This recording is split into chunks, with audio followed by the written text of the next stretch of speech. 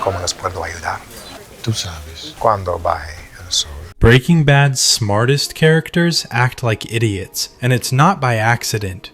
The Salamanca cousins present one of Breaking Bad's more glaring inconsistencies. Despite the multi-season blood feud between the Salamanca family and Gustavo Fring, meticulously established across both Breaking Bad and Better Call Saul, these supposedly ruthless enforcers demonstrate a puzzling obedience to the Chicken Man himself. A single text message from Gus halts their execution of Walter White mid-stride. When Gus greenlights their pursuit of Hank Schrader, they willingly undermine Juan Bolsa's explicit prohibition without hesitation. Compare this docility to their treatment of other cartel figures. Hector, were he not confined to a wheelchair, would sooner spit on Gus's orders than follow them. Lalo actively worked to undermine Fring at every opportunity. Yet the cousins, supposedly the most dangerous weapons in the Salamanca arsenal, display all the rebellious spirit of middle managers anxious about their quarterly reviews. The standard explanation involves cartel hierarchy. Don Eladio sits at the apex, with Bolsa, Fring, and the Salamanca family occupying their own fiefdoms beneath him. The cousins, not being heads of their branch, must respect the chain of command or face Eladio's wrath. Gus holds extensive authority over his northern territory, making his word law within those borders. Bolsa serves as Eladio's messenger and mediator, essentially a glorified coordinator who ensures the money keeps flowing. As long as Gus kept Eladio's coffers full, he remained untouchable. There's also the matter of that mysterious Chilean background. The cartel maintains a healthy fear of whatever connections Gus cultivated during his time under Pinochet's regime, a detail mentioned once and conveniently never explored when it might actually create dramatic complications. But here's where the explanation stumbles. If hierarchy alone explains the cousins' behavior, why do they show Gus such restraint while clearly holding him in contempt? They view him exactly as Hector does, an outsider, an interloper, the Chicken Man playing at being a narco. Their obedience stems from pragmatism and obligation rather than respect. One doesn't antagonize someone critical to the cartel's American operations, not when the alternative means answering to Don Eladio for disrupting the cash flow. The simpler reading is more damning to the show's internal logic. The cousins desperately wanted blood for blood.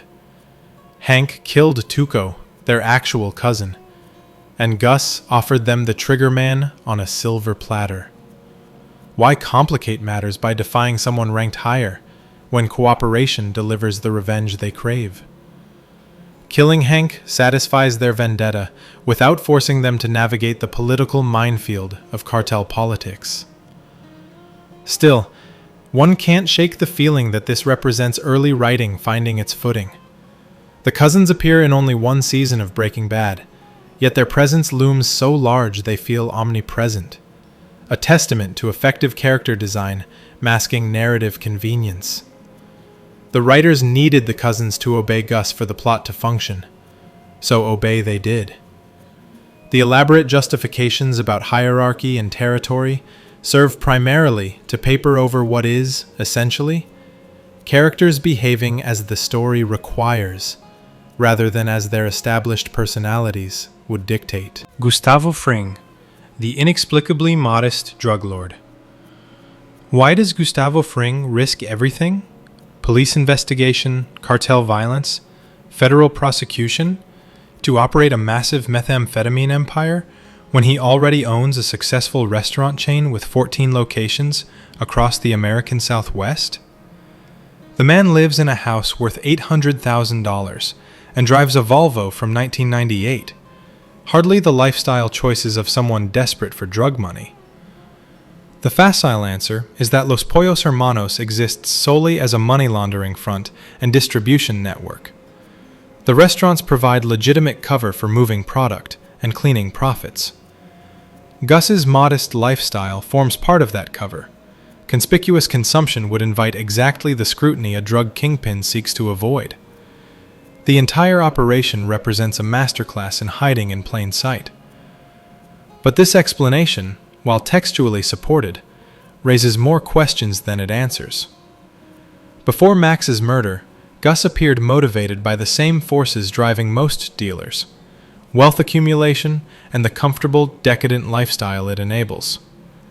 He and Max likely envisioned getting the operation running smoothly enough to step back from day-to-day management, then spending their time jetting around Europe, drinking fine wine, experiencing the world. Max's execution by Don Eladio transformed everything. Suddenly, Gus's motivation shifted from comfort to vengeance. He no longer particularly cared about luxury. Paranoia replaced aspiration. He maintained his involvement with the cartel specifically to stay close to its leadership, waiting for the perfect moment to destroy them.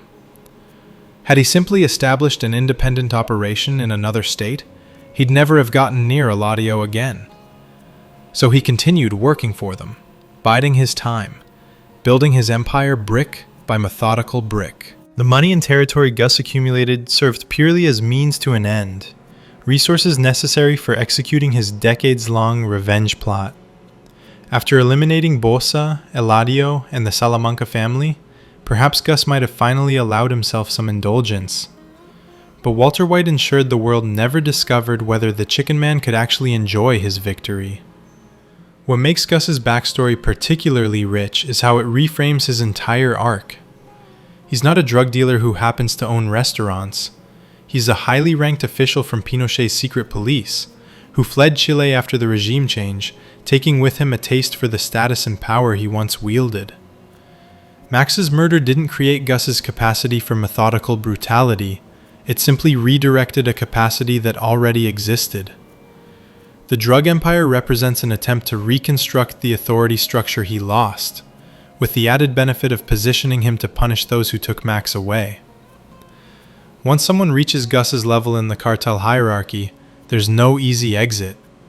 One doesn't simply approach Don Eladio and announce early retirement. The organization tolerates Gus precisely because he generates enormous profits.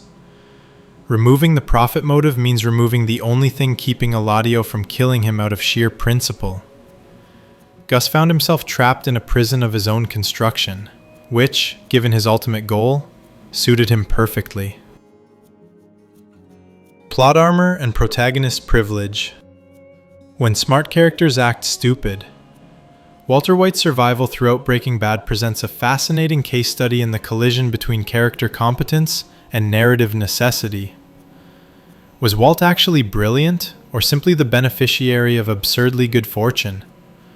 The answer, unsatisfyingly, is both, and the show's quality suffers whenever the balance tips too far toward luck. Walt possesses genuine intelligence, both academically and strategically. His chemistry expertise is beyond question. His ability to manipulate people, to leverage his boring science teacher persona while playing four-dimensional chess, demonstrates real cunning. He convinced everyone he remained the naive nerd, even as he orchestrated increasingly audacious schemes. That's not luck, that's talent. But his survival also required regular injections of pure plot convenience. Visit Jesse immediately after his DEA agent brother-in-law assaults him? Reckless. Escape Tuco's compound only because Hank happened to arrive at precisely the right moment? Lucky. Survive the Gale situation because Jesse happened to be closer to the target than Victor, who apparently decided to just wait at home despite actively hunting for the address? Contrived. Avoid Hank's detection despite Hank literally being at the scene when Tuco died? Ridiculous. Walt exhibits high intelligence, but catastrophically low wisdom. He'll execute intricate plans and perform impossible chemistry in an RV, getting himself out of immediate death through last-minute shenanigans. But avoid digging deeper holes by not antagonizing dangerous people or leaving clues for the DEA? That's beyond him. His ego consistently overrides his survival instinct. The real problem emerges in seasons 4 and 5, when the writers needed Walt to triumph over demonstrably more competent opponents. Gus Fring and Mike Ehrmantraut, characters established as meticulous, paranoid professionals, suddenly develop convenient blind spots. The idea that Gus would allow Walt to move freely in Season 4, Episode 13, setting up that pipe bomb without GPS tracking or constant surveillance, strains credulity past breaking. Gus falling for the Salamanca DEA scam feels equally forced. This is the same man who sniffed out Lalo's survival through sheer paranoid intuition. Yet Walt's transparent schemes somehow blindside him? Mike's character assassination is perhaps more egregious. He spends Season 5 wanting Walt dead, loses all his money because of Walt's actions, yet still trusts Walt to deliver his go bag? The character who represents ultimate professionalism and careful planning forgets every lesson that's kept him alive for decades. Why? Because the protagonist needed to win, and the writers couldn't figure out how to accomplish that without temporarily lobotomizing their antagonists. Walter White succeeded because he had to succeed. His plot armor gleams so bright it's practically visible on screen. Jesse called it early. Holly's birth was an omen, signaling the rise of the devil himself, Heisenberg. And like any proper devil, Walt enjoyed the kind of supernatural protection that makes analyzing his genius feel beside the point. He was smart, yes. He was lucky, absolutely. But mostly, he was the protagonist. And in Breaking Bad's universe, that trumped everything else. The protagonist we don't need. Some characters work perfectly as secondary players and would collapse under the weight of leading a series. Mike Ehrmantraut and Gustavo Fring occupy this category. They're magnificent as antagonists and supporting players, but arguments for their own spin-offs misunderstand what makes them effective. Mike appears too cool for protagonist duty, and that's precisely the problem. He knows everything, identifies every weakness, rarely acts on emotion, makes almost no mistakes. He's the consummate professional. Watching that for an entire series would be tedious. Compelling protagonists require internal conflict, character development, visible growth. Mike finished developing before Breaking Bad began. Better Call Saul worked around this by making him essentially a secondary protagonist alongside Jimmy, allowing his competence to contrast with Jimmy's chaos. Gus functions magnificently as an antagonist. He's formidable, mysterious, terrifying. His restraint and calculated nature create tension through what he might do rather than what he does. Making him the protagonist would require demystifying exactly what makes him compelling. The character works because he operates at a distance, because his motivations remain partially obscured until they're revealed for maximum impact. Frankly, another spin-off would constitute beating a dead franchise into the ground. Vince Gilligan told the story he wanted to tell. Let it rest. Not every corner of a fictional universe requires exploration. Some characters serve their purpose perfectly without demanding their own series. The franchise has already pushed this boundary with Better Call Saul.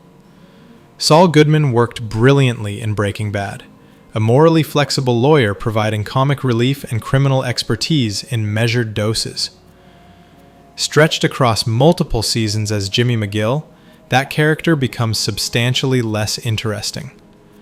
His plotlines with the Kettlemans and Chuck generate minimal dramatic momentum. The show contains great scenes, best experienced via YouTube clips rather than sitting through entire episodes of Jimmy's relatively mundane transformation. The Breaking Bad universe succeeded by knowing when to end. Every subsequent expansion risks diminishing what made the original special.